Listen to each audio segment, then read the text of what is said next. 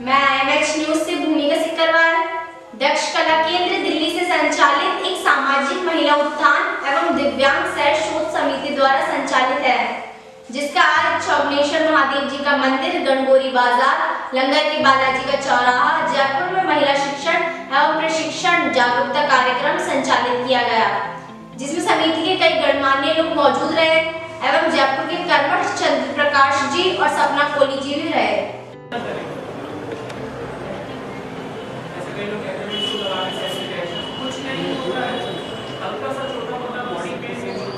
प्रिय क्षेत्र है जिसे हम जयपुर पिंक सिटी के नाम से जानते हैं, जहां पे हम ये जागरूकता कार्यक्रम करने आए हैं। ये हमारे लिए बहुत सौभाग्य की बात है। हम आप महिलाओं को जागरूक करने के लिए आए हैं, इतनी दूर से आए हैं और आपने हमें बहुत ज़्यादा सहयोग दिया। हमारे सारे अतिथिगण हैं, कैलाश महावर जी हमारे साथ हैं, बलदेव जी हमारे साथ हैं, बलराम महावर जी हैं, महेंद्र कुमार महावर जी हैं, हमारे कार्यकर्ता जी हैं, चंद्र प्रकाश जी, सपना। इनके सहयोग से आज ये जो कार्यक्रम हुआ है, हम बहुत प्रभारी हैं, बहुत ज़्यादा आभार प्रकट करते हैं सभी लोगों का और बहुत ज़्यादा स्नेह और आभार आप महिलाओं, युवाओं और जितने भी हमारे सीनियर सिटीजन आज पधारे हैं, अपना सहयोग दिया है। हमें बहुत अच्छा लगा और इसी तरह से हम चाहते हैं कि महिलाएं ज़्यादा से ज़्यादा जुड़ें, सशक्त हों, अपने बारे में जानें, अपनी पहचान को करें, अपने शक्तिकरण को बनाएं, आपस में जुड़ें और लोक कल्याण के लिए जितना भी काम कर सके हम आपसे मिलके आपको बढ़ाने के लिए इस प्रगतिशील कार्य में काम करें। आपको दिल्ली में भी जाके हम आपका सम्मान करें, यहाँ पे भी करें, आपको बहुत ज़्यादा बढ़ाएं। सभी क्षेत्रों में निपुण करने के लिए अलग अलग स्तर पे अलग अलग वर्कशॉप्स लगाएं, कार्यक्रम करें, जागरूकता अभियान करें, वितरण के कार्य करें, कोई कैंप्स लगाएं, हो सकता है यहाँ पे यात्रा भी निकालें, लेकिन उसके लिए हम सभी महिलाओं को हम सहयोग चाहते हैं संस्था में। तो आप जितने ज़्यादा से ज़्यादा आएंगे, सहयोग करेंगे, हम कार्यक्रम को आगे बढ़ा सकें। हम आज हमारा कार्यक्रम महिला शिक्षण एवं प्रशिक्षण केंद्र जागरूकता कार्यक्रम के अंदर आत्मनिर्भर हेतु, ये आत्मनिर्भर की पहली सोच है, पहला कार्यक्रम है। हम चाहते हैं हम यहाँ पे रेगुलर प्रोग्राम करें, आए, आपको शिक्षण दें, आपको प्रशिक्षण दें और प्रशिक्षण देने के बाद आपकी आय बढ़ाने के लिए हम आपको समूह के माध्यम से व्यवस्था बनाएं, आत्मनिर्भर बनाएं, लोक कल्याण में आपका नाम हो, जगत में आपका नाम हो, क्षेत्र में आपका नाम हो कि श्रीमती जी कितना अच्छा काम करती हैं, आपके घर में आपका सम्मान हो, आपका समाज में आपका सम्मान हो, उसके लिए हम कार्यबद्ध हैं करने के लिए। दिल्ली से हमारी संस्था दक्ष कला केंद्र यूनिट ऑफ विकलांग कल्याण शाश्वत समिति, हमारे अध्यक्ष श्री बोनो साहू जी के मार्गदर्शन पे हम राष्ट्रीय कार्यक्रम अधिकारी श्री गौरव जी काम करने के लिए प्रतिबद्ध हैं और हम चाहते हैं कि सारा लोक कल्याण का काम हम सभी हमारे लोकल एरिया के जितने भी अधिकारी हैं, हमारे अतिथिगण हैं, इनके सहयोग से। उस नंबर के बारे में आप लोग को मालूम है?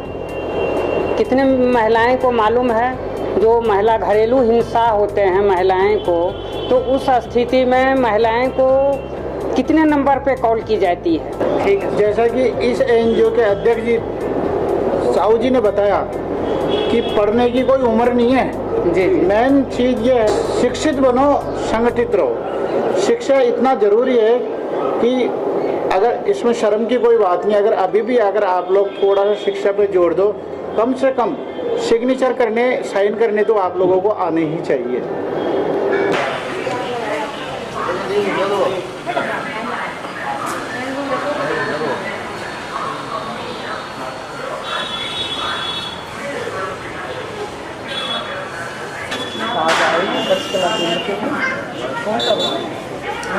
जी, हम गौरव पाठक श्री राष्ट्रीय कार्यक्रम अधिकारी हैं। हमारी संस्था दिल्ली में दिव्यांग कल्याण शाश्वत समिति और दक्ष कला केंद्र हमारा यूनिट है, जिसमें हम महिलाओं को आत्मनिर्भर बना के, बाकी हमारे मास्टर जी हैं श्री बोनो साहू जी अध्यक्ष हैं दिल्ली से। तो आज हमारा जागरूकता था महिला शिक्षण प्रशिक्षण केंद्र जागरूकता, तो उसमें महिलाओं को सशक्त बनाने के लिए हमारा उद्देश्य था कि हम महिलाओं को किस तरह से जागरूक कर सकते हैं कि वो अपने ही क्षेत्र में घरों से काम करके अपनी आय को बढ़ा सकते हैं, अपने बारे में जानकारी ले सकते हैं कि समाज कल्याण के लिए सरकार की नीतियों से जुड़ सकते हैं, कैसे जुड़ सकते हैं, क्या काम कर सकते हैं। तो इसी के लिए आज हम जयपुर से मेरे सामाजिक कार्यकर्ता जो है चंद्र प्रकाश जी हैं, सपना कोली जी हैं, इनका बहुत सहयोग, तो हम चाहते हैं कि इनको भी एक बार आइए। सपना जी, हाँ जी। सपना जी और चंद्र प्रकाश जी हैं हमारे, इनके माध्यम से इनका बहुत बड़ा सहयोग रहा है। इन्होंने हमें आमंत्रित किया दिल्ली से कि हमारे यहाँ बहुत महिलाएं हैं, आगे बढ़ना चाहती हैं कार्य के लिए, तो इनके सोच को आगे बढ़ाने के लिए हम यहाँ जयपुर के क्षेत्र में अपने भारत की संस्कृति के प्रति, जो हमारा क्षेत्र है जहाँ पे हस्तशिल्प की बहुत मान्यता है, टूरिज्म सारा हमारा हस्तशिल्प पे डिपेंड है, यहाँ वस्त्र से लेके ज्वेलरी से लेके सारी चीज़ें, तो हम चाहते हैं कि हम दिल्ली में भी इस यहाँ प्रचार करते हैं कि कोई चीज़ लेनी है तो जयपुर का क्राफ्ट बहुत अच्छा है। तो हमारे लिए जयपुर की एक छवि अलग है, राष्ट्र देश का प्रतीक है, हस्तशिल्प का प्रतीक है और हमारे देश में हस्तशिल्प पे टूरिज्म का प्रतीक है। तो हम इस क्षेत्र में ही कोविड के बाद पहला प्रोग्राम है, प्रोटोकॉल्स को फॉलो करते हुए हमारे सामाजिक कर्तव्य दोनों चंद्र प्रकाश जी और हमारे सपना जी कोले जी, इन्होंने बहुत बड़ा सहयोग किया है।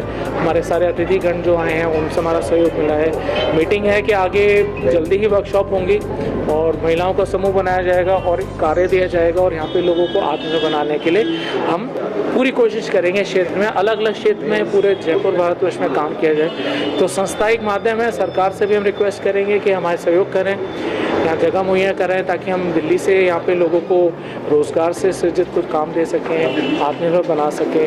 तो संस्था का ये उद्देश्य है आगे से। क्या कितना टाइम हो गया?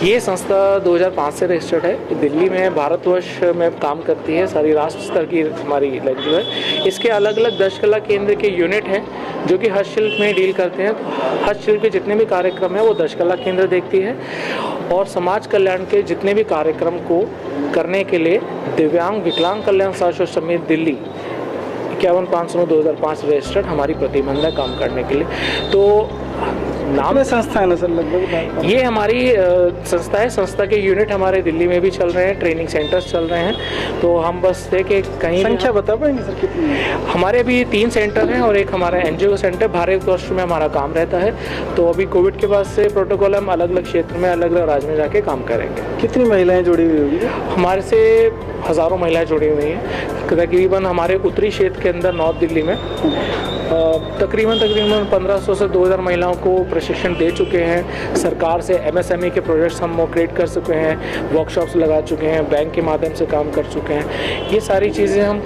2002 से कर रहे हैं। 2005 की स्थापना संस्था की, फिर हम एज ए सामाजिक कार्यकर्ता जुड़े, फिर हमने 10 साल काम किया, फिर आगे जितना हम सहयोग फिर संस्था ने हमें अथॉरिटी दी कि हम इसमें मिलके काम कर सकें। तो हम बहुत आभार प्रकट करते हैं हमारे दोनों साहू जी हमारे अध्यक्ष हैं संस्था के, उनकी कार्यशैली को, उनके सम्मान को आगे बढ़ाने के लिए, उनके उद्देश्य को आगे बढ़ाने के लिए पूरे भारतवर्ष में काम हुआ। हमारा सौभाग्य है कि पूरे भारतवर्ष में काम। तो विकलांग महिलाएं या आर्थिक रूप से कमजोर, उनको कैसे मदद करते हैं? देखिए जी, हमारा संस्था का नाम है दिव्यांगजन, विकलांग दिव्यांग। तो इसमें हमारी महिला है, हम दिव्यांगजन को भी ट्रेनिंग देते हैं, महिलाओं को, उसमें महिला या पुरुष कोई भी दिव्यांग हो सभी को हम ट्रेनिंग देते हैं। ट्रेनिंग प्रशिक्षण देने के बाद हम उनको मटेरियल भी वहीं देते हैं, रॉ मटेरियल सिखाने के बाद 3 से 4 महीने उनको हमारे ट्रेनिंग सेंटर में आना है। जो निपुण हो जाते हैं उनको हम ट्रेनिंग देते हैं, फिर आगे मटेरियल देते हैं। मटेरियल देने के बाद वो सीख जाते हैं तो फिर वो मटेरियल बना के संस्था को देते हैं। संस्था फिर आगे व्यवस्था करती है उसको बेचने की, प्रमोशन करने की।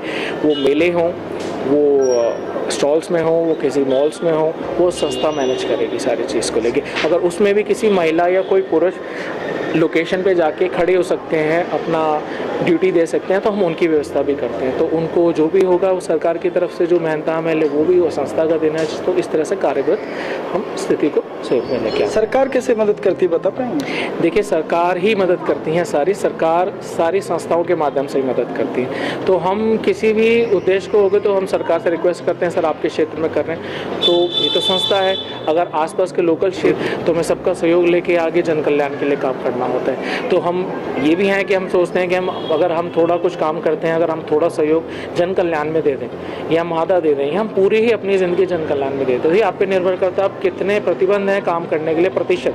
अगर 100% तो आप समर्पित हैं संस्था के अंदर, नहीं तो आप कर सकते हैं मदद कैसे। तो क्या संस्था के कमेटी के लोग भी खुद भी अर्थ में करते हैं क्या? बिल्कुल सर, जो जिसका सहयोग होता है वो महीने का सहयोग है, साल का सहयोग है, 6 महीने में दे दे। हम डोनेशंस के लिए लोगों को बोलते हैं, खुद भी मदद करते हैं। हमें जब भी लगता है कि पैसा अगर हमें बाहर खर्चने से अच्छा हम अपनी संस्था में लगाएं, यहाँ खर्चें, तो किसी ज़रूरतमंद की मदद हो, चाहे वो दिव्यांगजन हो, महिला हो। तो हमारा उद्देश्य है दिव्यांगजन महिलाओं को सशक्त करना, आत्मनिर्भर करना। पहली बार ही हुआ प्रोग्राम? हाँ जी सर। तो आपको कैसे ये प्रेरणा की करा जाए?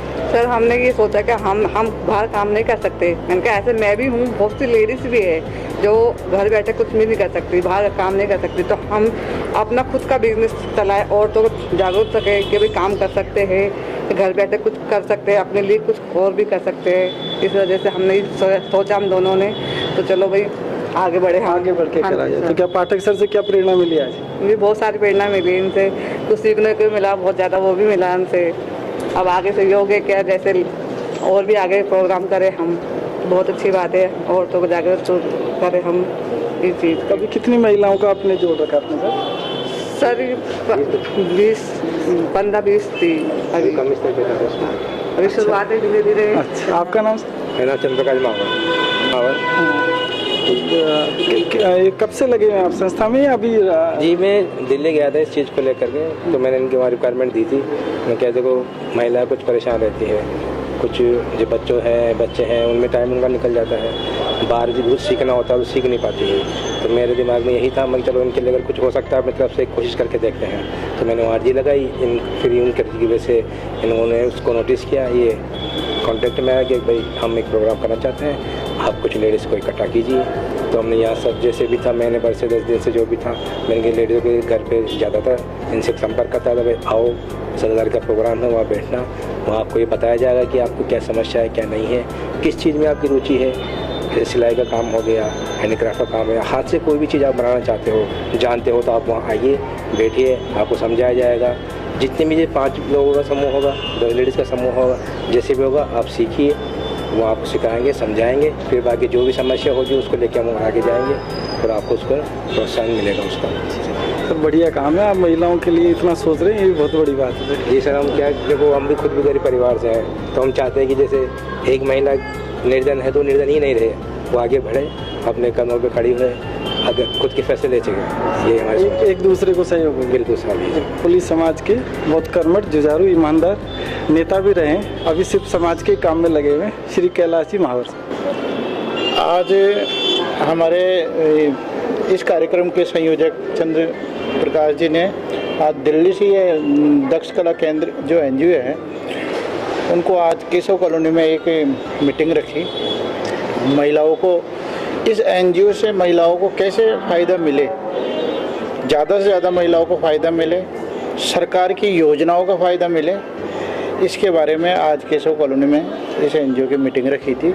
उसमें हमारे को चीफ गेस्ट के लिए बुलाया था, तो बहुत अच्छा लगा कि भाई चंद्रशेखर जी ने हमारे समाज के बारे में सोचा, महिलाओं के उत्थान के बारे में सोचा, और इस NGO ने जो एक एक चीज़ अच्छी बारीकी से जो महिलाओं को समझाया, उसका मैं उनका तहे दिल से आभार।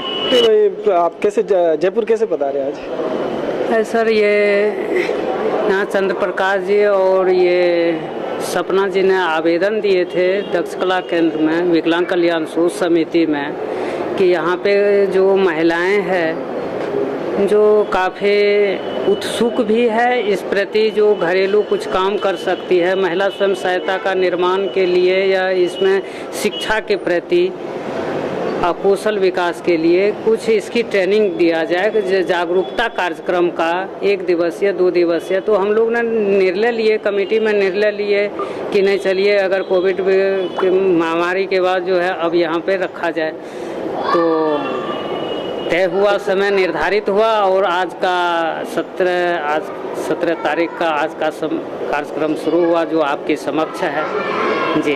तो सर आप महिलाओं की मदद किस प्रकार से कर पाते हैं? क्या समूह बना के करते हैं या एक इंडिविजुअल भी कर पाते हैं? नहीं सर, ये समूह के माध्यम से भी है, व्यक्तिगत जो उत्पीड़ित महिलाएं हैं, हम लोग जो है एक निर्धारित कोष का है, जिस ट्रेनिंग से कुछ सहयोग दिए, दान से कुछ आ गया, आपके जो अपाहिज है, जो विकलांग लोग जो है, हम लोग तो खुद हैंडीकैप हैं, जो घिसक के चलते हैं, उनको कैंप, सरकारी कैंप के माध्यम से या सरकारी कोई इस तरह संस्थाओं में ट्राईसाइकिल हो गए, बैसाखी हो गए, या जो कैंसर पीड़ित है, गंभीर रूप से रोगी है, उन लोगों के लिए हम लोग जो कुछ मदद आते हैं तो उन लोगों में मदद में ये करवाते हैं। और जो महिलाएं हैं या तो समूह में प्रेरित करते हैं कि आप ये काम कर सकते हैं, पढ़ाई के प्रति प्रेरित करते हैं कि आप भी पढ़ाई कर सकते हैं, अगर जब जो महिलाएं हो या जो भी व्यक्ति हो, अगर वो पढ़ाई कर लेते हैं तो पढ़ाई में दो चीज़ और आ जाते हैं, जुड़ जाते हैं। पढ़ाई करेंगे तो अपने आप में स्वास्थ्य में भी सुधार होंगे और रोजगार में वृद्धि, रोजगार सृजन का एक अवसर मिल जाएंगे। पढ़ाई के साथ रोजगार भी जुड़ा है, स्वास्थ्य भी जुड़ा है।